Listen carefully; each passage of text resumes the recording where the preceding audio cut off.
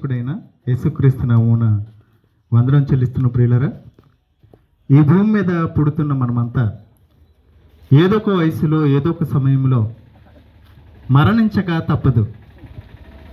ఈ జీవితంలో ఉన్న ఈ ఆనందాలు, ఈ సుఖాలు అన్నిటిని విడిచిపెట్టి మనకున్న రక్త సంబంధులు, వివాహం చేసుకున్న భార్య, కన్న పిల్లలు, మనం సంపాదించిన ఆస్తి సమస్తాన్ని విడిచిపెట్టి వెళ్ళే ఒక రోజు ఉంది. అదే మనిషికి వదలని వేడని మరణం. ఏంటి మరణం? మరణం తర్వాత సంగతులు మనుషులు తెలుసుకోవాలనే ఆలోచనలో అనేక రకాలుగా వారి హృదయంలో, వారి తలంపుల్లో పుట్టిన ఆలోచనలతో ఎన్నో రకాలుగా మనిషి ఊహించుకుంటున్నాడు. బైబిల్ కూడా అదే చెప్తుంది. నరుడు చనిపోయిన తర్వాత ఏమి సంభవించునో ఎవరు తెలియచేతురు? అయితే తెలియని మనుషులకి మళ్ళీ వాళ్ళు ఏమనుకుంటారు, వారి ఆలోచనలు ఏముంటుందంటే అనేక రకాలుగా వారు అనుకున్న విషయాలు నిజమని భ్రమపడుతున్నారని బైబిల్ చెప్తుందండి. మనిషి మరణం తర్వాత మనిషికి ఏం జరుగుతుందో తెలియకపోయినా మనిషి అంతా బుద్ధిహీనుడు, విస్తారముగా మాట్లాడతాడంట. ఆ విస్తారమైన మాటల్లో రకరకాల ఆలోచనలు ఉన్నాయి. ఏముందండి, మరణం తర్వాత ఈ మట్టి దేహం మట్టిలో కలిసిపోతుంది. లోపల ఉన్నది శ్వాస నిశ్వాస గాలే కదా. మన ముక్కు ద్వారా గాలిని పీలుస్తున్నాం, ముక్కు ద్వారా దాన్ని విడిచిపెడుతున్నాం కనుక అది గాలిలో కలిసిపోతుంది అని ఒకరి ఆలోచన. మరొకరి ఆలోచన, కోరికలు తీరకపోతే ఇదిగో ఈ ప్రాంతంలోనే, ఎక్కడైతే చనిపోయాడో ఆ ప్రాంతంలోనే దెయ్యంగా తిరుగుతాడు అనేది మరొక ఆలోచన. మరికొంతమంది ఏమనుకుంటారంటే, ఇదిగోండి మరణం తర్వాత ఏం జరుగుతుందండి, ఈ భూమి మీద మంచిగా బ్రతికితే మరొక జీవితాన్ని దేవుడు ఇస్తాడు, లేదా మరొకసారి ఈ భూమి మీద మనిషిగా పుట్టడానికి అవకాశం ఇస్తాడు, లేదా ఒక జీవిగా మళ్ళీ జన్మిస్తాను, ఒక ఈగగానో దోమగానో అని ఇలా తన ఆలోచనలు, తమ మనస్సులో పుట్టిన ఆలోచనలు చెప్పుకుంటున్నాడు. వాటినే ఈరోజు సినిమాలుగా కూడా తీస్తున్నారు. మరి ఇది ఎంతవరకు నిజం? మనిషి మరణం తర్వాత జరిగే హిస్టరీ లేదా మిస్టరీ, ఆ మరణం చెప్పాలంటే ఎవరు చెప్పగలరు అంటే ఇదిగో మనిషిని సృష్టించిన దేవుడే చెప్పగలడు. దేవుడే మనిషిని సృష్టించాడు కనుక మనిషి మరణం తర్వాత జరగబోయే సంగతుల్ని దేవుడు తెలియచేయగలడు. ఇంకొకరు తెలియచేయగలరు ఎవరు అంటే మనిషి కంటే ముందు పుట్టిన సృష్టి. ఈ ప్రకృతి మనిషి గురించి, మనిషి మరణం తర్వాత జరగబోయే సంగతుల్ని కొన్ని తెలియజేస్తాయి. దేవుడు సృష్టించినప్పుడు మనిషి కంటే ముందు 6 దినాలలో ఈ సృష్టిని కలుగు చేశాడు. 6వ దినమున దేవుడు తన స్వరూపమందు తన పోలిక చొప్పున స్త్రీనిగాను పురుషునిగాను ఈ భూమి మీద మనిషిని సృష్టించాడు. ఏంటండి, ప్రకృతి మనకంటే ముందు పుట్టిందా? అవునండి, మనకంటే ముందే దేవుడు ఈ భూమి మీదకి మనం రాకముందే మనకు కావాల్సిన వాటన్నిటిని దేవుడు ఈ లోకంలో సృష్టించాడు. మనం అడగక ముందే, తల్లి గర్భం నుంచి బయటికి రాకముందే మనిషికి గాలి కావాలని, ఆహారం కావాలని, నీరు కావాలని సమస్తాన్ని దేవుడు మనకంటే ముందే సృజించాడు. ఎందుకంటే ఇదిగోండి, ఒక తండ్రి పిల్లలను ప్రేమించి నాకు పిల్లలు పుట్టబోతున్నారన్న సంగతి ఎరిగి భార్య కోసం ఒక ఇంటిని కట్టి, అలాగే ఆ ఇంటిలో అనేక రకాలైన వస్తువులను పెడతాడు. ఎలాగో దేవుడు కూడా ఈ ప్రకృతిని కలిగించి మనిషికి కావాల్సినవన్నీ, మనుషులకు కావాల్సినవన్నీ, ఎన్నో కోట్ల మంది పుట్టి చనిపోతున్న వారందరి కోసం దేవుడు కొరత లేకుండా ఈ భూమి మీద తన ప్రేమ ఎంతో చూపించే ఈ వస్తువులన్నింటినీ దేవుడు సృష్టించాడు. ఈ ప్రకృతి మనిషికి తెలియజేస్తుందంటే ఖచ్చితంగా తెలియజేస్తుందండి. ఏ విధంగా అంటే ఇదిగోండి, మనం వ్యవసాయ పనులు ముగించుకొని ఈరోజు ఇంటి దగ్గర ఉన్నాం. ఇంతకుముందు మనం వ్యవసాయం చేసాం. వ్యవసాయంలో మనం విత్తనాలు, ధాన్యపు గింజలైనా, అది గోధుమ గింజ అయినా ఏదైనా సరే, దాన్ని విత్తిన తర్వాత ఏమవుతుంది అంటే ఇదిగోండి, మట్టిలోకి వెళ్ళిన తర్వాత చనిపోతుంది.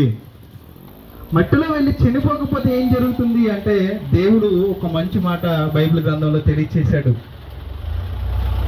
గోధుమ గింజ భూమిలో పడి అది చావకుండిన ఎడల ఒంటిగా ఉండును, అది మృతమైతే ఫలించును అన్న మాట బైబిల్ గ్రంథంలో రాయబడింది. అంటే ఒక విత్తనం నాటిన తర్వాత ఎప్పుడైతే అది భూమిలో చనిపోతుందో, చనిపోయిన విత్తనం మళ్ళీ మొలుస్తుంది, ఒక మొక్కగా, ఒక మొలకగా ప్రారంభమై ఒక మొక్కగా, ఒక చెట్టుగా ప్రారంభమవుతుంది అన్న సంగతి మనకు అర్థమవుతుంది, మన కళ్ళ ముందు కనిపిస్తుంది. అంటే ప్రకృతి ఏం చెప్తుందంటే ఇదిగో చనిపోయిన తర్వాత ఏం జరుగుతుందో మనకి ఒక విత్తనం తెలియజేస్తుంది. ఇదిగోండి, ఇక్కడ పెద్ద చెట్టు ఒకటి ఉంది. ఆ చెట్టు కింద చాలా మంది కూర్చున్నారు. ఈ చెట్టు ఎప్పుడుదే అని మనం ఆలోచిస్తే చాలామంది చెప్తారండి, ఇదిగో ఒక 50 సంవత్సరాలు అయింది ఇది పుట్టి, దీన్ని మా తాతగారే వేశారని మరికొంతమంది చెబుతుంటారు. అంటే ఇది విత్తనంగా ఉండేటప్పుడు భూమి మీద దాన్ని నివసించే కాలం ఎంతంటే కొద్ది రోజులండి. ఒకటి లేదా 2-3 రోజులు మాత్రమే ఆ విత్తనం భూమి మీద నివసిస్తుంది. ఎప్పుడైతే మట్టిలో పడిన ఈ విత్తనం చచ్చిపోతుందో ఒక మొక్కగా మొలిచి వృక్షంగా, మహావృక్షంగా ఈరోజు మారింది.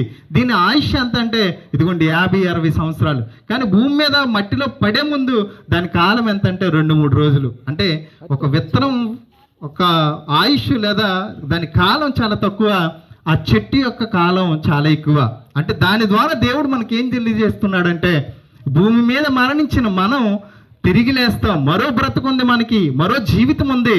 ఈ జీవితం ఈ భూమి మీద ఉండే కాలం చాలా తక్కువ, మరణం తర్వాత ఉండే కాలం చాలా ఎక్కువ అన్న సంగతి ప్రకృతి మనకు తెలియజేస్తుంది. అంటే మరణం తర్వాత జరగబోయే మిస్టరీ గురించి మనకు తెలియజేసేదే ప్రకృతి అండి. దాన్ని చూస్తున్నప్పుడు, దాన్ని ఆలోచిస్తున్నప్పుడు ఖచ్చితంగా మనకు ఈ విషయాలన్నీ అర్థమవుతాయి. అంటే మనిషి మరణం తర్వాత ఈ భూమి మీద తిరగడానికి కానీ, ఆత్మగా దెయ్యంగా ఈ భూమి మీద తిరగడానికి కానీ దేవుడు అవకాశంలో ఒక్క క్షణంలో దిగిపోదురు అన్న మాట దేవుడు రాయించాడండి.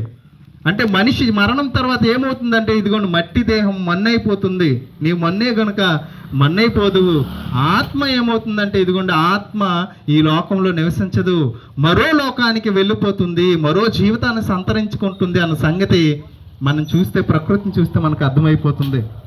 అంటే మరో జీవితం ఎక్కడ? దేవుడు ఉండే లోకమా, లేకపోతే అపవాది ఉండే లోకమా, లేదా పాతాళమా, అగ్నిగుండం అన్నది ఈ భూమి మీద మనం నిర్ణయం తీసుకోవాలి. ఎప్పుడైతే ఈ భూమి మీద దేవుడిచ్చిన ఆయుష్కాలాన్ని ఆయన కోసం వినియోగించి మనం మృతమైపోతామో, చనిపోతామో, ఖచ్చితంగా దేవుడు ఉండే స్వర్గంలోనికి మనం వెళ్తాం. ఒకవేళ ఈ భూమి మీదకి వచ్చిన మనం మన జీవితానికి ఇష్టమైనట్టుగా జీవితకాలం అంతా మన శరీర సుఖాలకు లేదా మన ఇష్టాలు నెరవేర్చుకొని న్యాయము, నీతి ఏది అనుకోకుండా మనకు నచ్చినట్లుగా ఒకవేళ మన శరీర అవయవాలను కానీ, మన మాటలు కానీ, మన ప్రవర్తన కానీ మనం జరిగిస్తే ఈ భూమి మీద చనిపోయిన తర్వాత మనం చేసిన ప్రతి పాపానికి శిక్ష అనేది ఖచ్చితంగా ఉంది. మరో జీవితం ఉంది, ఈ భూమి మీద మరో బ్రతుకు లేదు, ఈ లోకంలో మరి బ్రతుకు లేదు. మరణం తర్వాత మరో లోకానికి వెళ్ళిపోవాలి. ఆ లోకం అనేది ఈ భూమి మీద ఉంటుండగానే మనం నిర్ణయం తీసుకోవాలి. ఆ నిర్ణయం అంటే భూమి మీద ఎలా బ్రతికితే ఏ లోకం వస్తుందన్న సంగతి దేవుడు ముందుగానే బైబిల్ గ్రంథంలో రాపించాడు. ఈ భూమి మీద నీతి, యథార్థతలు, పరిశుద్ధతలతో బతికితే దేవుడు నా స్వర్గానికి వెళ్తామని.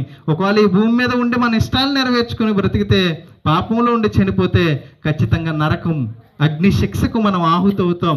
దేవుని ఎదుటి నిలబడినప్పుడు తీర్పులో దోషిగా నిలబడితే దేవుడు నరకాగ్నిలోనికి పంపిస్తాడు. మరి ఇటువంటి శిక్ష నుంచి తప్పించుకొని మనం పరిశుద్ధులుగా, నీతిమంతులుగా మనం చేసిన ప్రతి పాపానికి క్షమాపణ ఎలా జరుగుతుంది? మనుషులు ఎవరైనా మన యొక్క పాపాలను క్షమించగలరా అని ఆలోచించగలిగామనుకోండి, బైబిల్ గ్రంథంలో ఒక మంచి మాట దేవుడు రాపించాడు. ఏ భేదము లేదు, అందరూ పాపం చేసి దేవుడు అనుగ్రహించు మహిమను పొందలేకపోతున్నారని చెప్పాడు దేవుడు.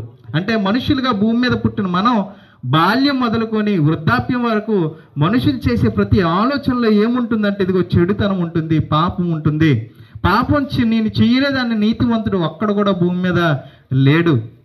మరి ఇటువంటి మనుషులు రక్షించగలరా మరొక మనిషిని అంటే బైబిల్ ఒక ఉదాహరణ చెప్పింది.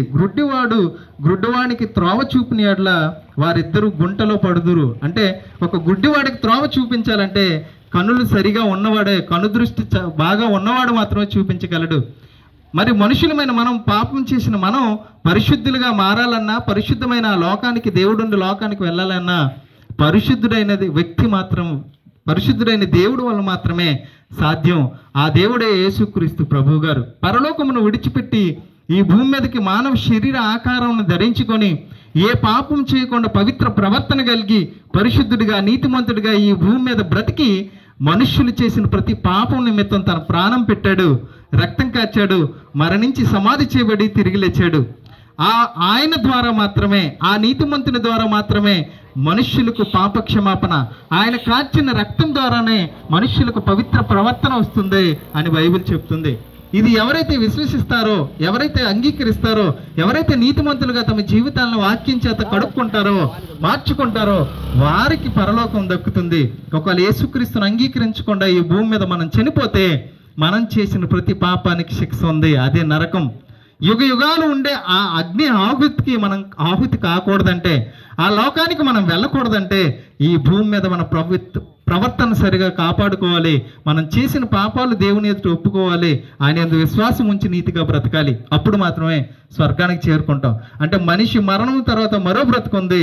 ఆ బ్రతుకు క్రీస్తు ద్వారా స్వర్గంలో మనకు లభిస్తుంది. కాబట్టి అటువంటి మంచి అవకాశాన్ని భూమి మీద ఉన్నప్పుడే మనం దాన్ని అంగీకరించాలి, దాన్ని పొందుకోవాలి. ఒకవేళ తర్వాత ఎప్పుడో చేద్దాం అని మన ఆలోచనలు ఉంటే బైబిల్ ఇంకో మాట చెప్తుంది, మీ జీవము యాపాడిది, మీరు కొంతసేపు కనబడి అంతలోనే మాయమయ్యే ఆవిరి వంటి వారే. నాకు ఆయుష్ ఉంది, వయస్సు ఉంది, నాకు జ్ఞానం ఉంది, నాకు ఆస్తి ఉంది, కాబట్టి నా ప్రాణాలు నేను కాపాడుకోగలను, ఎక్కువ సంవత్సరాలు బ్రతకగలను అని మనం ఎంత ప్రయత్నం చేసినా మనిషిని మరణం అనేది వదలదు. కాబట్టి ఆలోచించండి, ఏ రోజు మన మరణం సంభవిస్తుందో తెలియదు కనుక బ్రతికున్నంత సమయంలోనే జీవము అందుకోసం ఒక మాట మనం అంటాం, దీపముండగానే ఇల్లు చెక్క పెట్టుకోవాలి అంటారు. అలాగే ఈ శరీరంలో ఆత్మ ఉన్నంత కాలంలోనే మనం నిజమైన రక్షకుడు, మనల్ని రక్షించే, మనల్ని కాపాడే, మనల్ని పాపం నుంచి విముక్తి కలిగించే యేసుక్రీస్తునందు విశ్వాసం ఉంచి నిత్య జీవానికి మీరు అందరూ చేరుకోవాలని కోరుకుంటూ ఈ మాటలు ముగిస్తున్నాను. దేవుడు మిమ్మల్ని అందరినీ దీవించి ఆశీర్వదించును గాక. ఆమేన్.